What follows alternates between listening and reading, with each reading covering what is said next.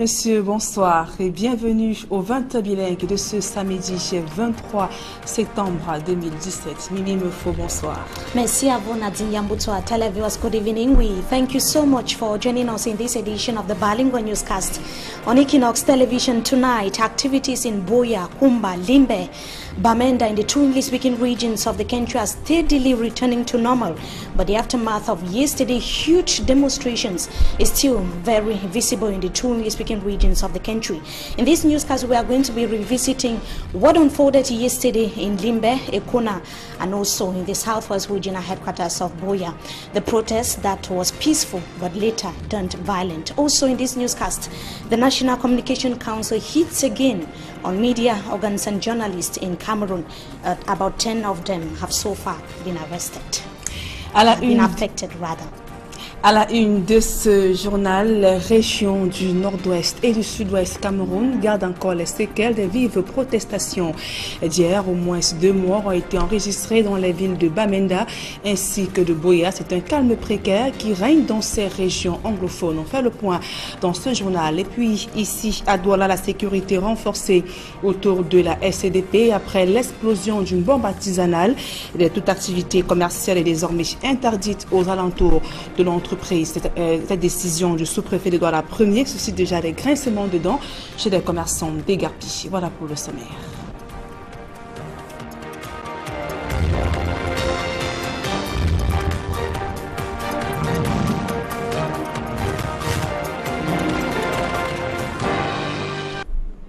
Mesdames et messieurs, une fois de plus, bonsoir et bienvenue à tous. Comme je vous le disais en titre, c'est un calme précaire qui règne ce samedi dans les régions du nord-ouest et du sud-ouest Cameroun après les vives manifestations populaires d'hier. Selon nos reporters sur place, au moins 2 morts ont été enregistrés à Bamenda ainsi qu'à Boya dans la région du sud-ouest Cameroun ainsi que des blessés. Les populations vivent toujours la peur au ventre. Les forces de l'ordre ont démenti avoir tiré sur des manifestants lors des mobilisations populaires. Les forces de l'ordre également sont tenues à bonne distance pour éviter de s'aimer la panique. Toute manifestation publique demeure interdite. La circulation a repris ainsi que les activités dans la ville de Bamenda, mais la sécurité demeure renforcée. Hier, il faut préciser que des milliers de jeunes, adultes et personnes du 3e âge sont descendus dans les rues, arbres de paix à main. Ces populations revendiquent une fois de plus la libération des autres personnes encore détenues dans le cadre de cette crise anglophone. 24 heures après l'explosion d'une bombe artisanale derrière sur le mur arrière de la SCDP ici à Douala, le sous-préfet de Douala Premier a pris une décision d'interdire toute activité commerciale aux alentours de cette entreprise située au carrefour Agip ainsi qu'au niveau de Mbopi. Les commerçants d'Egapi grincent les dents mais saluent l'initiative des responsables de la région du littoral en vue d'assurer la sécurité des populations. Claude Okwa et Sylvestre Hippolyte Zangao. Le jour s'est levé il y a quelques heures à Douala, mais Jean-Marc Ekwambarga, le sous-préfet sortant de Douala Premier, accompagné de la police et des agents de la communauté urbaine, est déjà sur le terrain, le long du mur de la SCDP, non loin du lieu où il y a eu explosion vendredi. L'autorité administrative s'assure de l'application de la mesure interdisant toute activité aux alentours de la SCDP. À la suite de l'explosion d'hier, Son Excellence le gouverneur de la région du littoral a prescrit un certain nombre de recommandations, parmi lesquelles la vigilance dans l'ensemble de la ville de Douala, mais particulièrement autour de ce qu'on est convenu d'appeler les points sensibles. Et nous considérons la SCDP comme étant un point sensible. C'est pour ça que le préfet a donc instruit que nous interdisions toute activité commerciale de quelque nature que ce soit autour de la SCDP. C'est pour ça que nous sommes descendus ce matin pour assainir. Le sous-préfet sortant de Douala Premier indique que cette mesure n'a rien de répressif. Elle vise simplement à assurer la sécurité des populations. Cela est valable pour la sécurité de ses propres petits commerçants que pour l'ensemble des citoyens de la ville de Douala. C'est d'ailleurs pour ça que dans un communiqué que nous avons également publié hier, nous avons dit que nous comptons sur le civisme des populations. Parce que le problème n'est pas seulement de venir sévir. Il faut que les populations intègrent des problèmes de sécurité qui sont des problèmes de tout le monde. Nous pensons que maintenant, avec les événements qui sont en train de se produire à Douala et ailleurs, les gens vont comprendre que les mesures que nous sommes en train de préconiser sont des mesures utiles pour tout le monde. Et même si quitter le lieu de leur gagne-pain leur fait grincer des dents, les commerçants de Guerpé pensent que cela vaut mieux que s'exposer au pire. Ça protège nous tous. Ici, si les bombes là prenaient le pétrole, ça devait nous prendre tous d'abord, nous qui sommes au milieu d'abord là, ça devait d'abord nous prendre. Comme ça n'a pas pris, on doit laisser l'endroit là comme ça. Pour sauver les vies humaines, c'est normal. Je vois de l'eau glacée, les orages ici. Je suis arrivé tout juste avant l'explosion. Et c'est net là où je vends. Une très bonne initiative parce qu'aujourd'hui, hier c'est Bamenda, après c'est Boya, aujourd'hui c'est Douala, donc c'est très dangereux cette situation. Beaucoup invitent toutefois les autorités à aller au-delà de cette mesure et à ne pas baisser la garde cette fois. Car en 2015, la plupart des mesures qui avaient été prises pour lutter contre l'insécurité et précisément le terrorisme à Douala n'avaient été observées que quelques mois.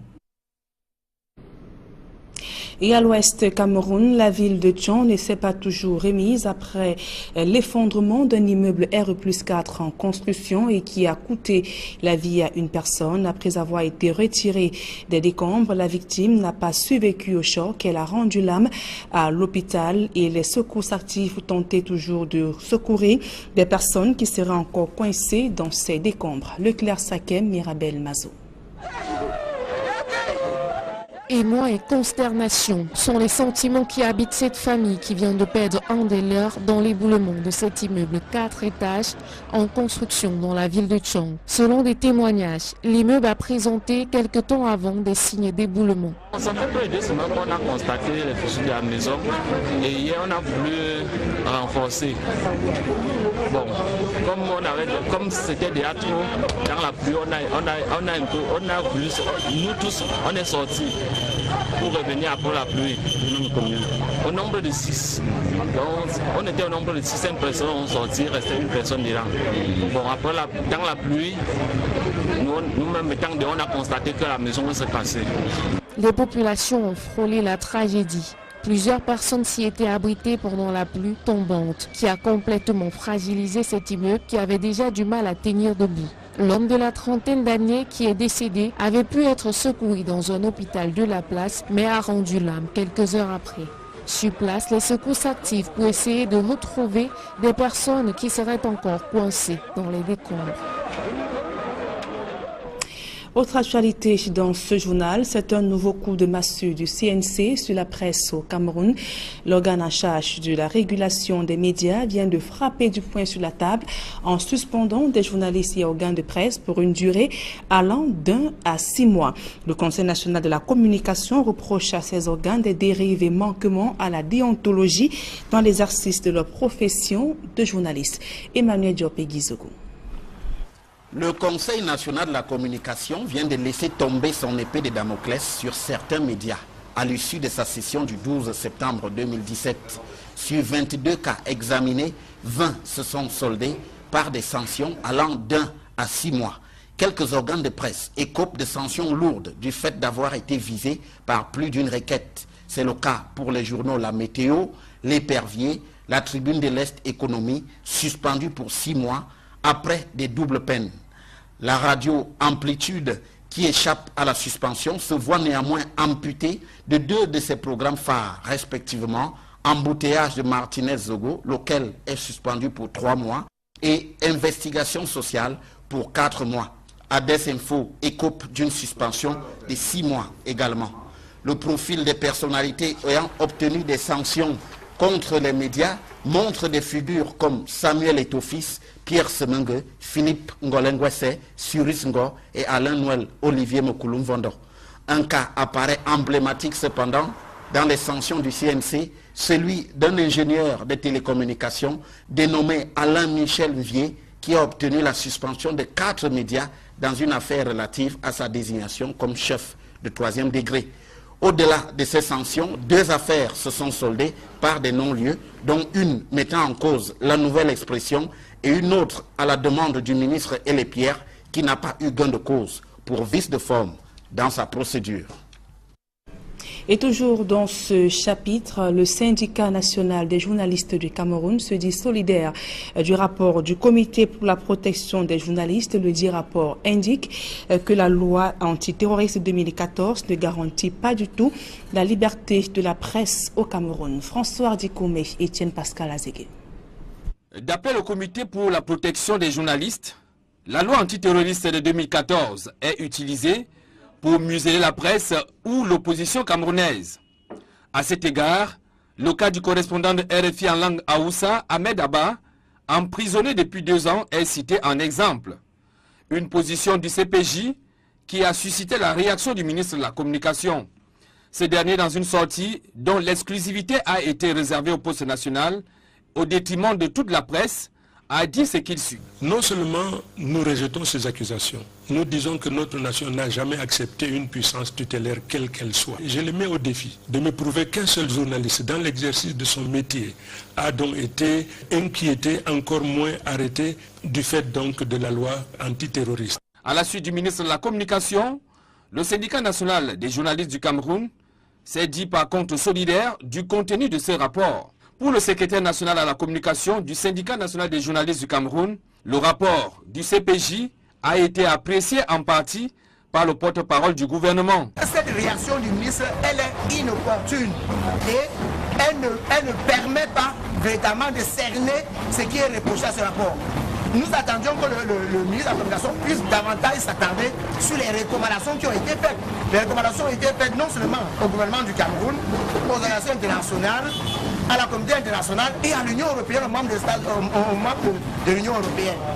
Dans ce même rapport, le comité pour la protection des journalistes interpelle également l'Union européenne pour mettre la pression sur le pouvoir de Yaoundé afin d'obtenir la libération du correspondant de RFI en langue Haoussa. Ce que Issa Chiroma Bakari qualifie de condescendant. N'êtes-vous pas surpris que ce monsieur ose demander à Bruxelles, Paris et autres d'exercer des pressions sur le président Biya pour qu'on libère quelqu'un qui a été pris en flagrant délit de soutien au terrorisme, puisqu'on a trouvé par devers lui un équipement qui atteste donc de sa connivence avec les terroristes. Le syndicat national des journalistes du Cameroun, par contre, voit plutôt une démarche qui pourrait permettre la pratique de ce métier en toute liberté au Cameroun. À la suite de ce rapport, ce que nous disons simplement que le gouvernement du Cameroun puisse respecter ce qui peut tenir lieu de résumé de ce rapport-là. En premier lieu, laisser les journalistes travailler en toute liberté et en deuxième, ne pas faire place pour les journalistes en prison. Notons que le comité pour la protection des journalistes est une association à but non lucratif fondée en 1981 et dont le siège se trouve aux États-Unis d'Amérique. On parle de toute autre chose à présent et c'est un bilan jugé positif de la mise en œuvre du système d'observation indépendante dont l'objectif était de lutter contre l'exploitation forestière illégale dans les régions du centre, sud et est. Malgré les bons points, beaucoup reste encore à faire pour convaincre les acteurs à respecter les législations forestières. Emmanuel Diop et Marcelin Gansop. Implémenté pendant 14 mois, le système d'observation indépendante externe peut se targuer d'avoir mis un peu de l'ordre dans l'application des réglementations forestières. L'exploitation forestière illégale a un peu diminué dans les zones d'intervention du projet, dans les forêts du domaine national, que dans les UFA ou bien les forêts communales. Nous nous rendons compte qu'au travers de ce projet, il y a eu beaucoup d'actions de dénonciation des cas d'exploitation présumée illégale faites et qui ont induit des actions de la part de l'administration. On peut le remarquer déjà dans la zone du sud et dans la zone de l'est où le projet a été mis en œuvre. Des acquis qui n'enterrent cependant pas les difficultés rencontrées dans la mise en œuvre du projet dans les principales zones d'intervention. Il y a par exemple des difficultés d'accès à certains sites d'exploitation qui n'étaient pas favorables à la réalisation des missions d'OI. Autre difficulté, c'est que dans le suivi des obligations sociales, nous n'avons pas pu avoir accès aux documents de base qui devaient permettre de faire le suivi pour savoir si les engagements sociaux pris par les entreprises forestières envers les communautés d'implantation ont été réalisés. Mais à l'heure du bilan, il y a lieu de saluer l'implication des pouvoirs publics et notamment les responsables du ministère des Forêts et de la Faune, qui dans le cas d'espèce ont accompagné et valorisé le travail effectué par la société civile en prenant quelques mesures salutaires. Il y a eu par exemple des dénonciations dans l'exploitation frauduleuse. Après l'appréciation de la haute hiérarchie, il y a eu des sanctions.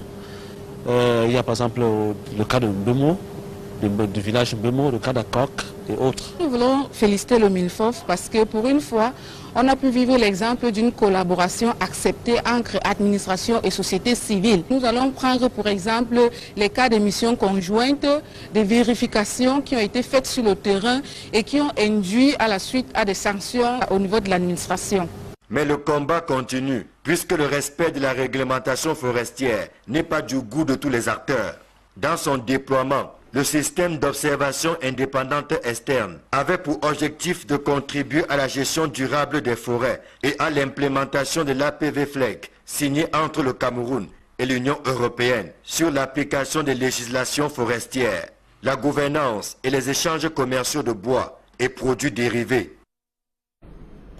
Le chapitre santé de ce journal à présent. Déjà 3 semaines que les médecins humanitaires du bateau Mercy Ship s'activent pour sauver de nombreux patients victimes de pathologies rares. Plus de 100 malades ont subi des interventions chirurgicales, maxillofaciales, orthopédiques et obstétricales. Plusieurs médecins camerounais sont en recyclage biomédical de 8 semaines à l'hôpital La Quintini de Douala et d'autres en cours de gestion essentielle de douleur. Du côté de Yaoundé, ils auront pour rôle d'intégrer le programme de renforcement des capacités médicales de l'hôpital flottant. Et dans l'extrait qui va suivre, Kate Pitchford, l'attachée de presse du Mercy Ship, dresse le bilan de ces 3 semaines d'activité au micro d'Equinox Télévision.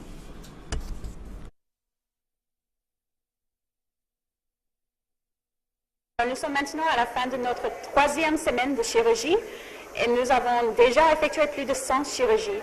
Cette semaine, nous avons également démarré la sélection des patients ayant des cataractes avancées dans les 2 yeux et nous commencerons bientôt la première d'environ 2000 chirurgies de cataractes. La clinique dentaire traite déjà environ 50 patients par jour. Et comment se déroule la prise en charge des patients au cabinet dentaire du bateau humanitaire Mercy Ship? François Dikome et Kediara sont nos guides. Les dentistes du bateau humanitaire Mercy Ships, installés dans les bâtiments rénovés de l'hôpital La Quintini, nous ont ouvert, à l'occasion d'une journée, les portes de leur cabinet dentaire. Tout commence à l'accueil, avec passage obligatoire, à la fois pour les patients et les malades, par le distributeur automatique de désinfectants. Ensuite, direction la salle de stérilisation pour apprécier l'important dispositif mis à contribution pour permettre aux dentistes de stériliser tout appareil avant et après son utilisation. Alors ici, c'est la machine de stérilisation et après, elle va sortir de là. Les instruments vont sur la table pour se refroidir. Parce qu'ils sont très chauds quand ils sortent. Merci.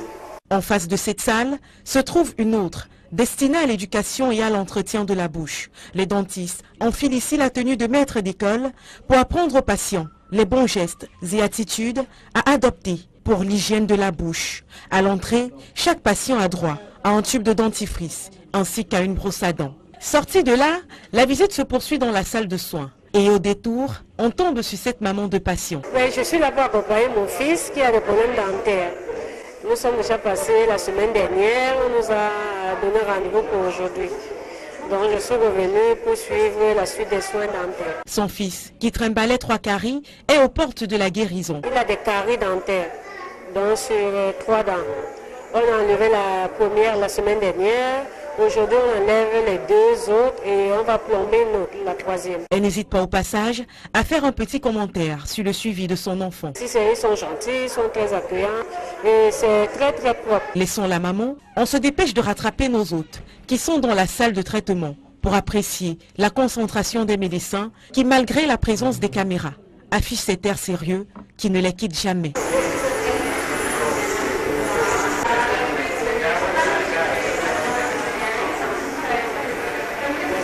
Après des heures passées à se soigner, les malades sont appelés à s'arrêter là, dans le carré de l'après-traitement, pour écouter les derniers conseils et prendre le lot de médicaments qui leur est offert. On apprendra notamment que les enregistrements se poursuivent. La sélection dentaire se poursuit tous les lundis et jeudis à 8h30 à la maison du parti.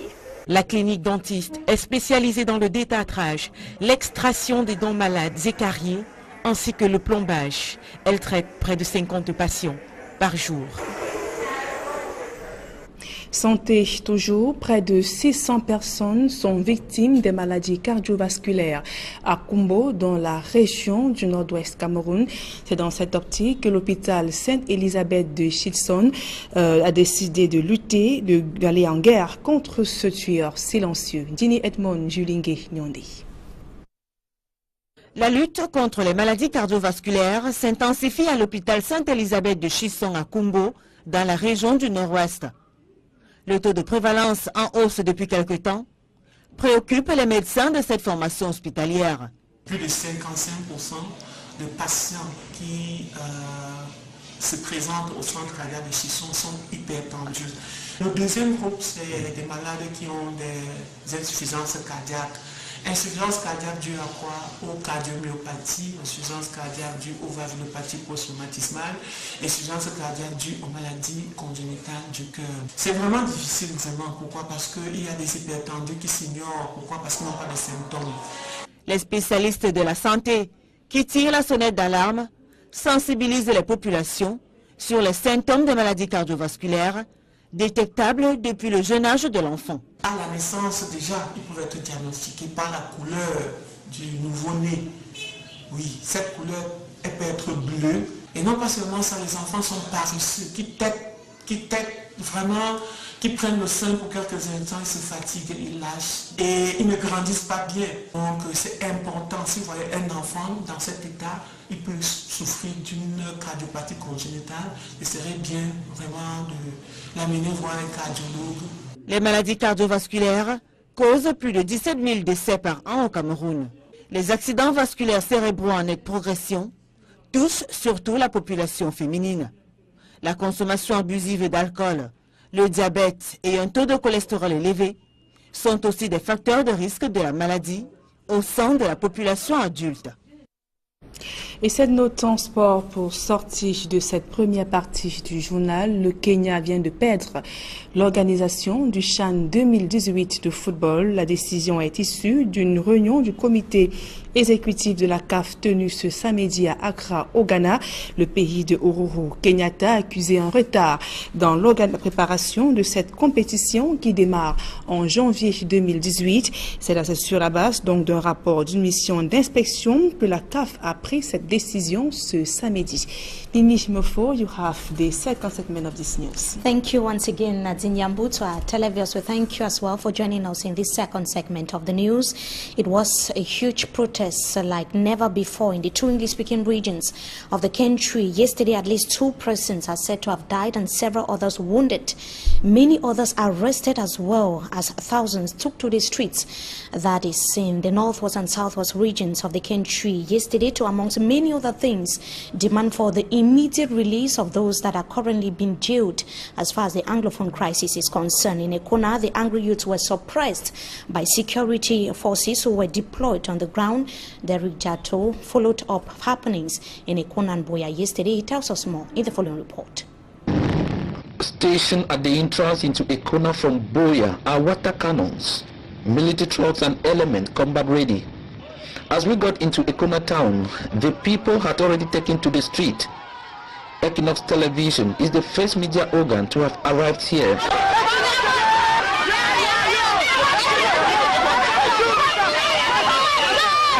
Equinox, I'm so happy to see you here.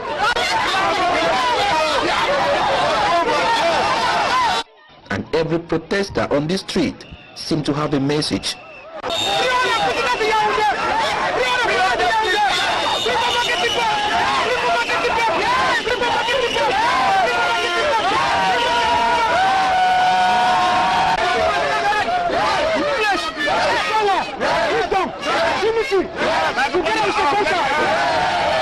Chief Findi of the Kona village immediately prepared a stage for Mr. Tambe Thomas Talbot, the divisional officer for Moyoka subdivision, to address the protesters.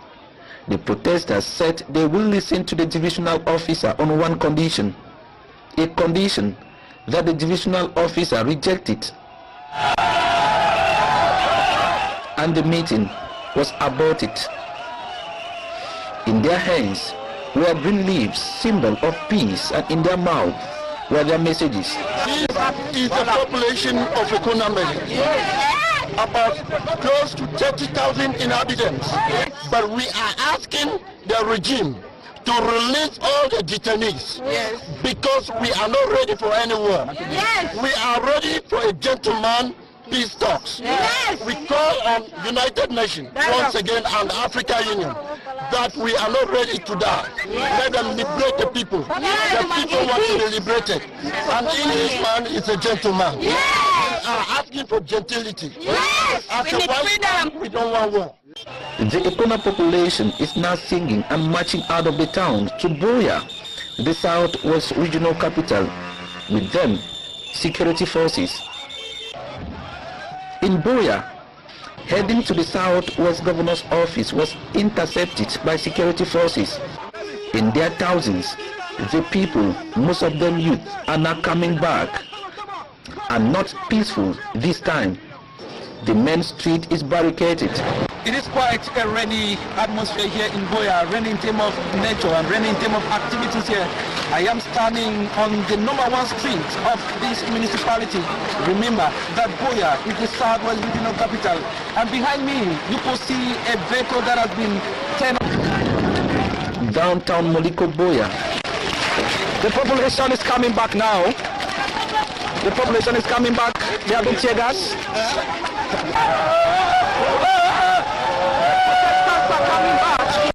To my left, a kite on fire, and to my right, a church is being attacked. The angry protesters are saying that they want dialogue now, and they are not ready to back down. The news of the residents of Me Ekema Patuge Sunge under attack got to the security forces, and before the intervention, protesters had left their mark. From the balconies to the windows, all louvers were destroyed. Vehicles were heavily vandalized. Equinox Television also gathered that the protesters took money and other valuable items from this car. Still at checkpoint Moliko Buea, a house is on fire, with the protest now turning confrontational. The people are scared to come and rescue. The victims were allowed to lick their wounds.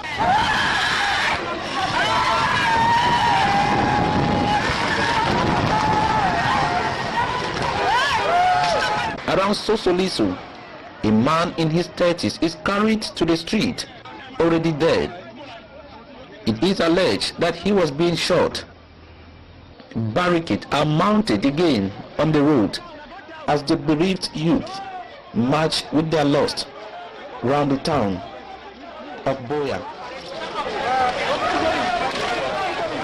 That was the situation yesterday in the southwest regional headquarters of Buea. Relative calm reigned in that part of the country between the early hours of this morning and this evening.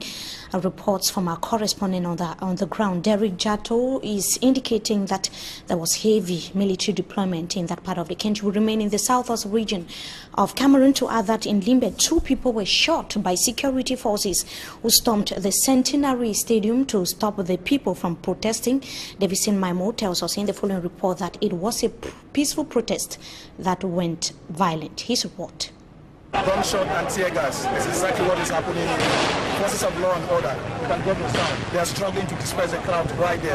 The youths that have bent, that their friends that must be released from the Limbe Central Police Station. That is the sound we are getting from gunshot and tear gas. And my cameraman is in the same position right now because it is escalating. It's going to something else here in the city of Limbe.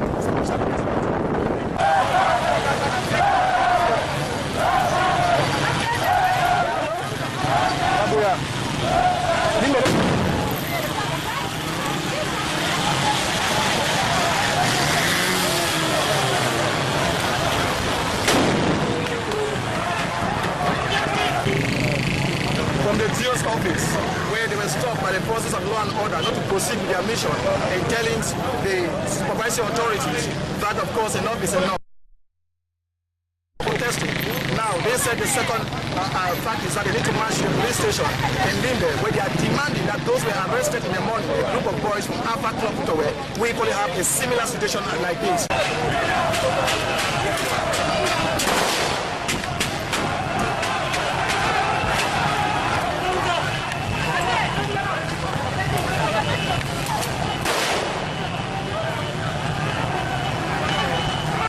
You can find tears running from my eyes.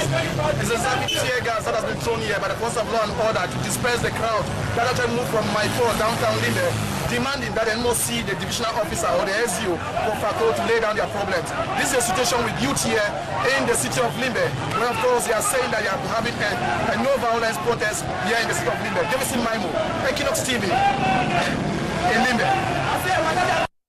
Davis Maimo there reporting from Limbe in the southwest region of the country, where calm returned in the early hours of this morning, but very few shop owners opened their businesses and just very few taxis were circulating around the city of Limbe. Now, several opposition leaders have been reacting differently across the national territory following the protests yesterday in the northwest and southwest regions of the country. The Social Democratic Front has so far kicked against the curfew instituted on Bamenda and the ban on the public manifestation. The curfew was instituted by the Governor Adolphe Lele Afrique, and the ban was by the Senior Divisional Officer for Mezam Division in the northwest region of the country. The CPP party of Edith Kabangwala has so far denounced violence and praised the military for not brutalizing the Anglophone Cameroonians who took to the streets yesterday. The Pews party on its part says that what happened in the northwest and the southwest regions of the country yesterday was proof of a failed regime in Cameroon and an indication that youths are not satisfied with the socio-economic and political atmosphere in the country. Barrister Akeren Mona on his part and the AFP political party of Ali Sadio are calling for constructive dialogue as far as the situation in the two English-speaking regions of the country is concerned. Just to note as well that the Senior Divisional Officer for Momo Division in the northwest region of the country has banned public manifestations in his area of command between September 22nd, that was between yesterday, and the 7th of October 2017. A similar decision was taken by the Senior Divisional Officer for Mezam. His own injunction is expected, or his own prohibition is expected to end on the 1st of October 2017. Now, authorities in the economic capital Douala have prohibited commercial as well as other activities around the National Petroleum Depot, otherwise known in its French acronym as SCDP. The decision published yesterday and signed by the DO for Douala 1 municipality, Jean-Marc Ekwambanga, follows the double explosion that took place at SCDP in Bopi yesterday, an incident which was qualified by the governor of the littoral region, Samuel Dodoneva Dibois, as a criminal act. The DO for Douala 1 municipality, as we can see, was in the area today to sensitize the population on the security measures put in place by authorities in the economic capital Douala to maintain calm and security across the city. We take you now to the west region of the country. One person has died and several others injured following the collapse of a building, a 4-story building in Chang of the west region. We take you to that locality with our reporter Katrin Kone. We take you to Chang of the west region of the country to talk about the death of one person and several others injured after the collapse of a 4-story building, an incident which happened a few days ago. Katrin Kone has the details. Incident was a crowd puller in Chang, west region of Cameroon. A child belonging to a family living under the building marked dangerous death as the structure collapsed on them. Eyewitness accounts say the building still under construction showed signs of weakness from the foundation, but occupants of the first floor could not imagine a disaster could befall them. One person died on the spot while others sustained injuries. Rescuers struggled to retrieve one child from the rubble, now responding to treatment. The search for other victims have continued, while experts blame the incident on poor constructed with weak building materials and limited concrete. And if there is one thing that the National Communication Council in the country is reputed for, it is the suspension of journalists across the national territory like its recent outing. At least 10 media organs and practitioners have so far been suspended between 1 to 6 months for non-respect of professional ethics and deontology. Let's have the details of that report with Roland Ako. At least half a dozen media organs in Cameroon have been slammed sanctions by the National Communication Council after its 18th ordinary session in Yaoundé. The council, after the review of 17 cases, took some decisions, suspending for 3 months and 1 month some media organs and media practitioners in Cameroon from practicing journalism because they publish unfounded, offensive and subjective claims in their media organs. They complained grabbing attention the most is that of Samuel Etofis, a petitioner who lodged a complaint against Amplitude FM's program Embouteillage and his presenter Martinez Zogo for soiling his image by publishing unfounded claims about him. The council suspended the program Embouteillage and his presenter Martinez Zogo for a period of 3 months. Other high-profile cases included a complaint by General Pierre Semenge against the Daily Epevier for unfounded claims in the General's management of funds of the Professional Football League. The Daily Epevier is suspended for a period of 3 months by the National Communication Council. The Director General of the Social Insurance Fund and the Director General of the Autonomous Port of Kribi dragged Tribune de l'Est to the National Communication Council over unfounded claims, and Tribune de l'Est in each of the cases was suspended for a period of 3 months. Most of the other newspapers were suspended for a period of 1 month. Critics of the National Communication Council have all along said it is a regulator depending on a regulatee. Let us now see how academic and other activities have so far been grounded in some parts of the economic capital, Douala, as a result of the absence of electricity.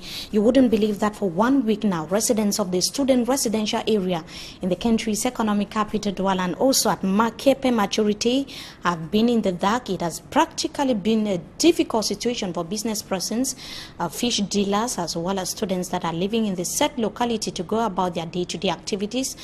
Up to now, as we speak, we have latest information from that part of the city of Douala that electricity returned few minutes ago. They're bringing us to the end of this edition of the Bilingual Newscast on Equinox Television. Viewers, we thank you so much for joining us. Wishing you a blessed weekend in the company of our programs. Until we meet again, goodbye and good night. Nadine Yambou, bonsoir. Bonsoir, Mimi Mefo. Mesdames et messieurs, c'est la fin de ce journal. Merci pour votre aimable attention et bonne suite des programmes sur Equinox Télévision.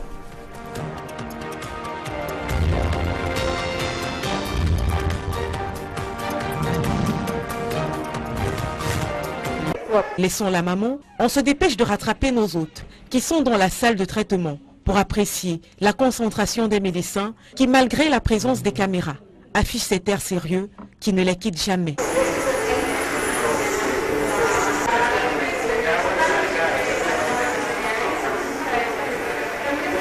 Après des heures passées à se soigner, les malades sont appelés à s'arrêter là, dans le carré de l'après-traitement, pour écouter les derniers conseils et prendre le lot de médicaments qui leur est offert.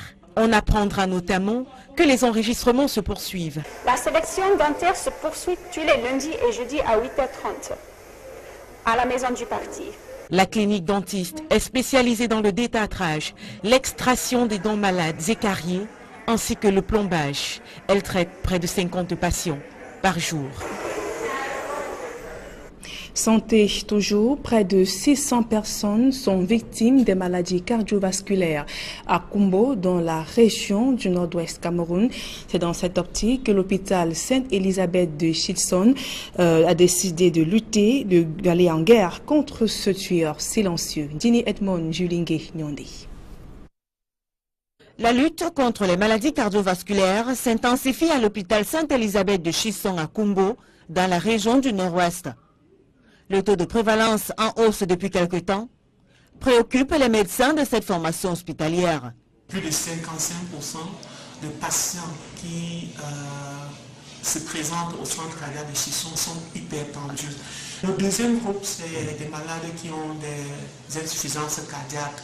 Insuffisance cardiaque due à quoi? Aux cardiomyopathie, insuffisance cardiaque due aux valvulopathies post-rhumatismales, insuffisance cardiaque due aux maladies congénitales du cœur. C'est vraiment difficile vraiment. Pourquoi? Parce qu'il y a des hypertendus qui s'ignorent. Pourquoi? Parce qu'ils n'ont pas de symptômes. Les spécialistes de la santé qui tirent la sonnette d'alarme sensibilisent les populations sur les symptômes de maladies cardiovasculaires détectables depuis le jeune âge de l'enfant. À la naissance, déjà, ils peuvent être diagnostiqués par la couleur du nouveau-né. Oui, cette couleur, elle peut être bleue. Et non pas seulement ça, les enfants sont paresseux, qui vraiment, qui prennent le sein pour quelques instants, ils se fatiguent, ils lâchent et ils ne grandissent pas bien. Donc c'est important, si vous voyez un enfant dans cet état, il peut souffrir d'une cardiopathie congénitale. Il serait bien vraiment de l'amener voir un cardiologue. Les maladies cardiovasculaires causent plus de 17 000 décès par an au Cameroun. Les accidents vasculaires cérébraux en nette progression touchent surtout la population féminine. La consommation abusive d'alcool, le diabète et un taux de cholestérol élevé sont aussi des facteurs de risque de la maladie au sein de la population adulte. Et cette note en sport pour sortir de cette première partie du journal. Le Kenya vient de perdre l'organisation du CHAN 2018 de football. La décision est issue d'une réunion du comité exécutif de la CAF tenue ce samedi à Accra, au Ghana. Le pays de Uhuru Kenyatta a accusé un retard dans la préparation de cette compétition qui démarre en janvier 2018. C'est sur la base donc d'un rapport d'une mission d'inspection que la CAF a pris cette décision ce samedi. Mimi Mofo, you have the second segment of this news. Thank you once again, Nadine Yambu. To our televiewers, we thank you as well for joining us in this second segment of the news. It was a huge protest like never before in the two English-speaking regions of the country. Yesterday, at least 2 persons are said to have died and several others wounded. Many others arrested as well, as thousands took to the streets. That is in the northwest and southwest regions of the country yesterday to, amongst many other things, demand for the immediate release of those that are currently being jailed. As far as the Anglophone crisis is concerned, in Ekona, the angry youths were suppressed by security forces who were deployed on the ground. Derek Jato followed up happenings in Ekona and Boya yesterday. He tells us more in the following report. Stationed at the entrance into Ekona from Boya are water cannons, military trucks and element combat ready. As we got into Ekona town, the people had already taken to the street. Equinox Television is the first media organ to have arrived here.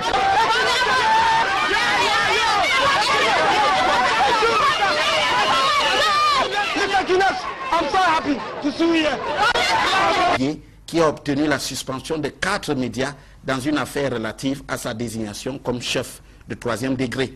Au-delà de ces sanctions, 2 affaires se sont soldées par des non-lieux, dont une mettant en cause la nouvelle expression et une autre à la demande du ministre Elepierre qui n'a pas eu gain de cause pour vice de forme dans sa procédure.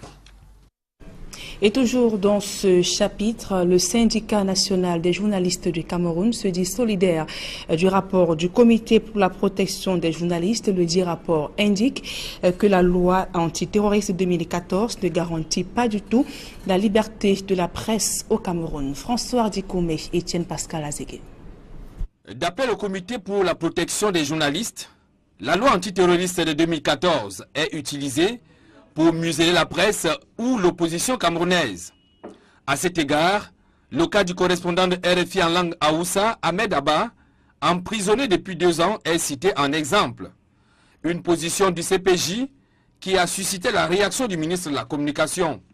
Ce dernier, dans une sortie dont l'exclusivité a été réservée au poste national, au détriment de toute la presse, a dit ce qu'il suit. Non seulement nous rejetons ces accusations, nous disons que notre nation n'a jamais accepté une puissance tutélaire quelle qu'elle soit. Je le mets au défi de me prouver qu'un seul journaliste dans l'exercice de son métier a donc été inquiété, encore moins arrêté du fait donc de la loi antiterroriste. À la suite du ministre de la Communication, le syndicat national des journalistes du Cameroun s'est dit par contre solidaire du contenu de ce rapport. Pour le secrétaire national à la communication du syndicat national des journalistes du Cameroun, le rapport du CPJ a été apprécié en partie par le porte-parole du gouvernement. Cette réaction du ministre, elle est inopportune et elle ne permet pas véritablement de cerner ce qui est reproché à ce rapport. Nous attendions que le ministre de la Communication puisse davantage s'attarder sur les recommandations qui ont été faites. Les recommandations ont été faites non seulement au gouvernement du Cameroun, aux organisations internationales, à la communauté internationale et à l'Union européenne, aux membres de l'Union européenne. Dans ce même rapport, le Comité pour la protection des journalistes interpelle également l'Union européenne pour mettre la pression sur le pouvoir de Yaoundé afin d'obtenir la libération du correspondant de RFI en langue Hausa. Ce que Issa Chiroma Bakari qualifie de condescendant. N'êtes-vous pas surpris que ce monsieur ose demander à Bruxelles, Paris et autres d'exercer des pressions sur le président Biya pour qu'on libère quelqu'un qui a été pris en flagrant délit de soutien au terrorisme, puisqu'on a trouvé par devers lui un équipement qui atteste donc de sa connivence avec les terroristes? Le syndicat national des journalistes du Cameroun, par contre, voit plutôt une démarche qui pourrait permettre la pratique de ce métier en toute liberté au Cameroun. À la suite de ce rapport, ce que nous disons simplement que le gouvernement du Cameroun puisse respecter ce qui peut tenir lieu de résumé de ce rapport-là. En premier lieu, laisser les journalistes travailler en toute liberté et en deuxième, ne pas faire place pour les journalistes en prison. Notons que le Comité pour la protection des journalistes est une association à but non lucratif fondée en 1981 et dont le siège se trouve aux États-Unis d'Amérique. On parle de toute autre chose à présent et c'est un bilan jugé positif de la mise en œuvre du système d'observation indépendante dont l'objectif était de lutter contre l'exploitation forestière illégale dans les régions du centre, sud et est. Malgré les bons points, beaucoup reste encore à faire pour convaincre les acteurs à respecter les législations forestières. Emmanuel Diop et Marcelin Gansop. Implémenté pendant 14 mois, le système d'observation indépendante externe peut se targuer d'avoir mis un peu de l'ordre dans l'application des réglementations forestières. L'exploitation forestière illégale a un peu diminué dans les zones d'intervention du projet, dans les forêts du domaine national, que dans les UFA ou bien les forêts communales. Nous nous rendons compte qu'au travers de ce projet, il y a eu beaucoup d'actions de dénonciation des cas d'exploitation présumée illégale faites et qui ont induit des actions de la part de l'administration. On peut le remarquer déjà dans la zone du sud et dans la zone de l'est où le projet a été mis en œuvre. Des acquis qui n'enterrent cependant pas les difficultés rencontrées dans la mise en œuvre du projet dans les principales zones d'intervention. Il y a par exemple des difficultés d'accès à certains sites d'exploitation qui n'étaient pas favorables à la réalisation des missions d'OI. Autre difficulté, c'est que dans le suivi des obligations sociales, nous n'avons pas pu avoir accès aux documents de base qui devaient permettre de faire le suivi pour savoir si les engagements sociaux pris par les entreprises forestières envers les communautés d'implantation ont été réalisés.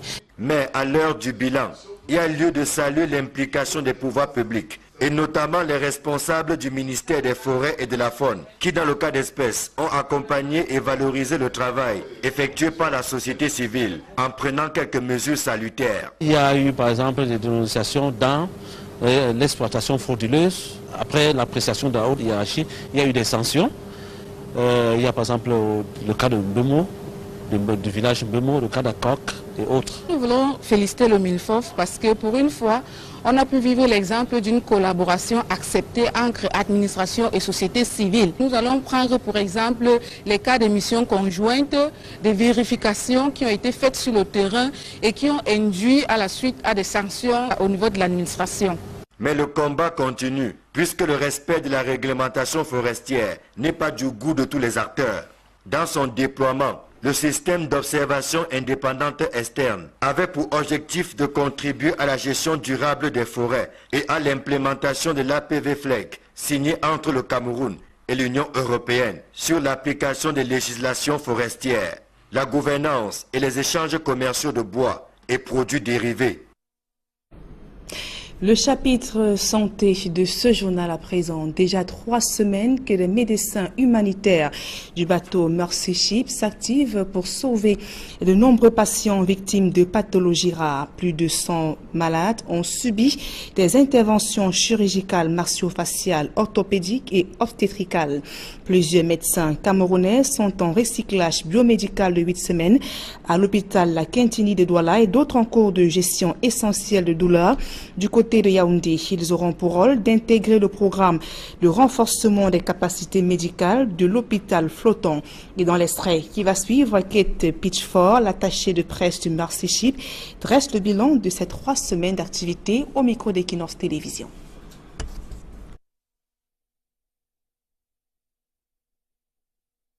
Nous sommes maintenant à la fin de notre 3e semaine de chirurgie et nous avons déjà effectué plus de 100 chirurgies. Cette semaine, nous avons également démarré la sélection des patients ayant des cataractes avancées dans les 2 yeux. Et nous commencerons bientôt la première d'environ 2000 chirurgies de cataractes. La clinique dentaire traite déjà environ 50 patients par jour. Et comment se déroule la prise en charge des patients au cabinet dentaire du bateau humanitaire Mercy Ship? François Dikome et Kediara sont nos guides. Les dentistes du bateau humanitaire Mercy Ships, installés dans les bâtiments rénovés de l'hôpital La Quintini, nous ont ouvert, à l'occasion d'une journée, les portes de leur cabinet dentaire. Tout commence à l'accueil, avec passage obligatoire, à la fois pour les patients et les malades, par le distributeur automatique de désinfectants. Ensuite, direction la salle de stérilisation pour apprécier l'important dispositif mis à contribution pour permettre aux dentistes de stériliser tout appareil avant et après son utilisation. Alors ici, c'est la machine de stérilisation et après avoir sorti de là, les instruments vont sur la table pour se refroidir. Okay. Parce qu'ils sont très chauds quand ils sortent. Merci. En face de cette salle se trouve une autre, destinée à l'éducation et à l'entretien de la bouche. Les dentistes enfilent ici la tenue de maître d'école pour apprendre aux patients les bons gestes et attitudes à adopter pour l'hygiène de la bouche. À l'entrée, chaque patient a droit à un tube de dentifrice ainsi qu'à une brosse à dents. Sorti de là, la visite se poursuit dans la salle de soins. Et au détour, on tombe sur cette maman de patient. Je suis là pour accompagner mon fils qui a des problèmes dentaires. Nous sommes déjà passés la semaine dernière, on nous a donné rendez-vous pour aujourd'hui. Donc je suis revenue pour suivre la suite des soins dentaires. Son fils, qui trimballait 3 caries, est aux portes de la guérison. Il a des caries dentaires, donc sur 3 dents. On a enlevé la première la semaine dernière. Aujourd'hui, on enlève les 2 autres et on va plomber la 3e. Elle n'hésite pas au passage à faire un petit commentaire sur le suivi de son enfant. Ils sont gentils, ils sont très accueillants et c'est très très...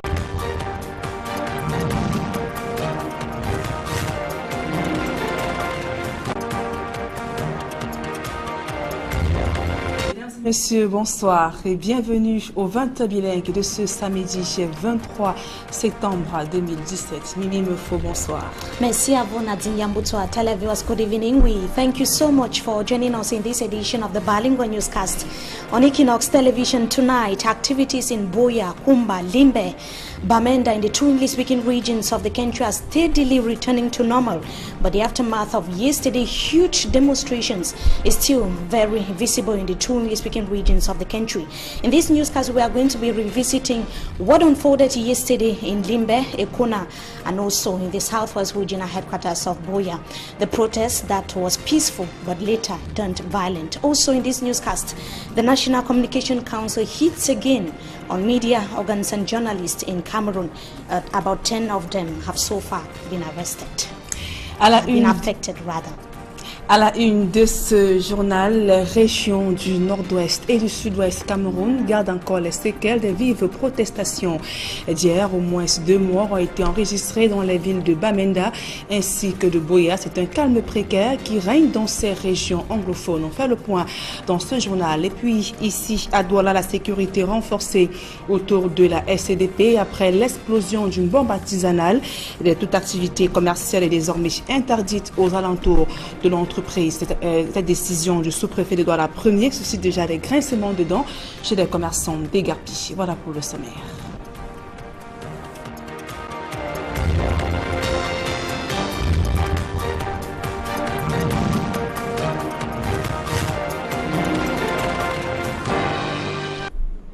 Mesdames et messieurs, une fois de plus, bonsoir et bienvenue à tous. Comme je vous le disais en titre, c'est un calme précaire qui règne ce samedi dans les régions du nord-ouest et du sud-ouest Cameroun après les vives manifestations populaires d'hier. Selon nos reporters sur place, au moins 2 morts ont été enregistrés à Bamenda ainsi qu'à Boya dans la région du sud-ouest Cameroun ainsi que des blessés. Les populations vivent toujours la peur au ventre. Les forces de l'ordre ont démenti avoir tiré sur des manifestants lors des mobilisations populaires. Les forces de l'ordre également sont tenues à bonne distance pour éviter de s'aimer la panique. Toute manifestation publique demeure interdite. La circulation a repris ainsi que les activités dans la ville de Bamenda, mais la sécurité demeure renforcée. Hier, il faut préciser que des milliers de jeunes, adultes et personnes du 3e âge sont descendus dans les rues, arbres de paix à main. Ces populations revendiquent une fois de plus la libération des autres personnes encore détenues dans le cadre de cette crise anglophone.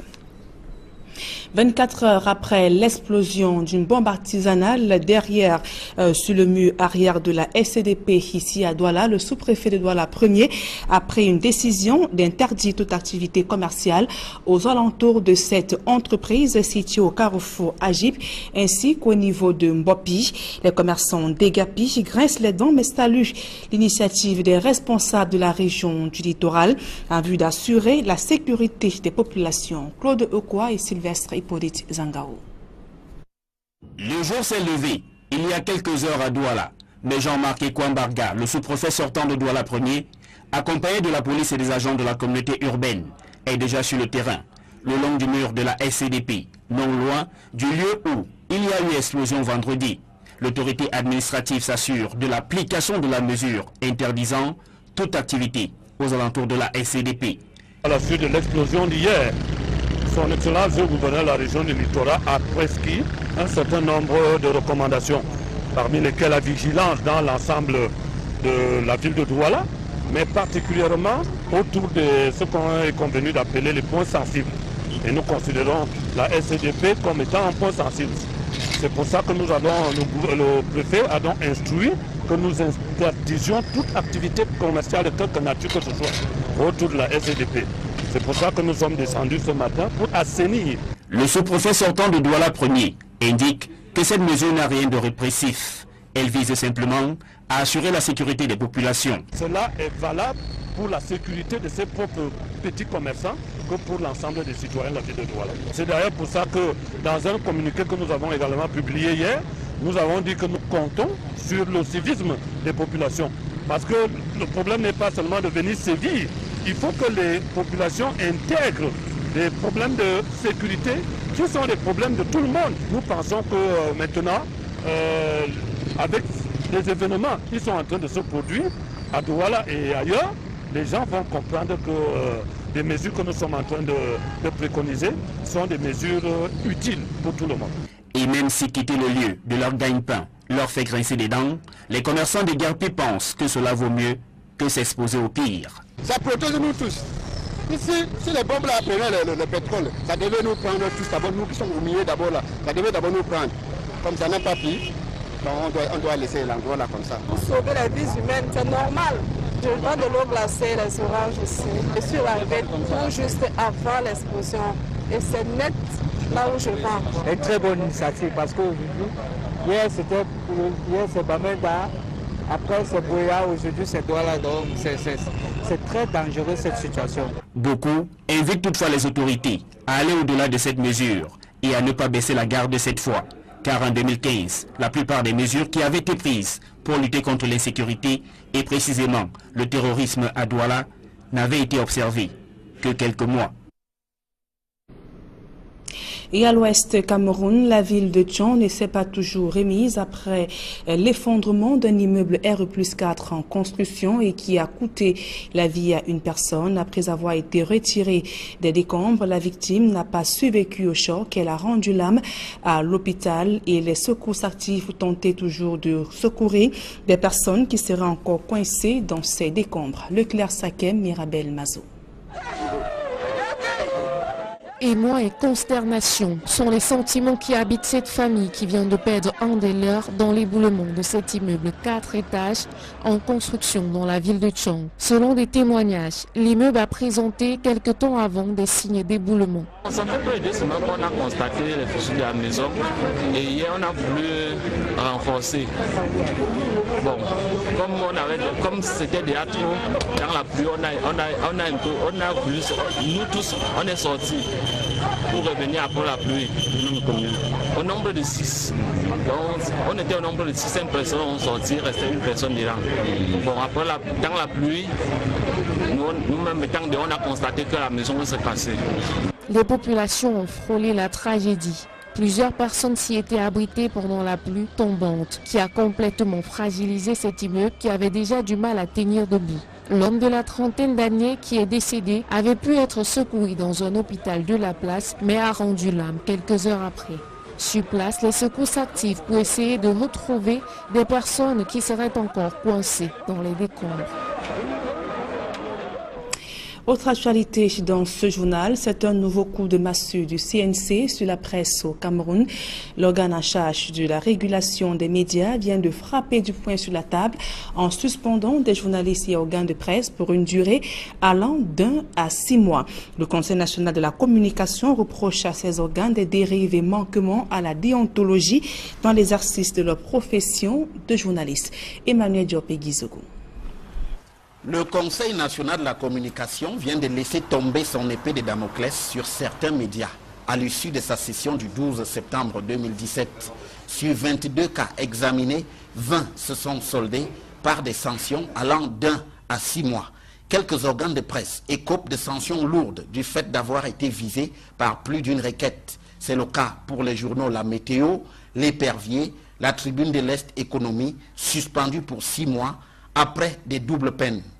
La radio Amplitude, qui échappe à la suspension, se voit néanmoins amputée de 2 de ses programmes phares, respectivement Embouteillage de Martinez-Zogo, lequel est suspendu pour 3 mois, et Investigation sociale pour 4 mois. Ades Info écope d'une suspension de 6 mois également.